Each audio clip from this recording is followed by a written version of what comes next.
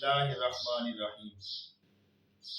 جھوٹ کی رفتار بہت تیز ہوتی ہے، لیکن منزل پر ہمیشہ سچ ہی پہنچتا ہے۔ جھوٹ انسان کو ہلاک کرتا ہے اور سچ انسان کو نجات دیتا ہے۔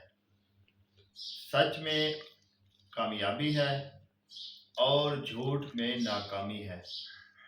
سچ انسان کے لیے کامیابیوں کا دروازے کھولتا ہے اور جھوٹ انسان کے لیے ناکامیوں کے دروازے کھولتا ہے۔ قال النبی صلی اللہ علیہ وسلم الصدق ینجی والکذب یہلک۔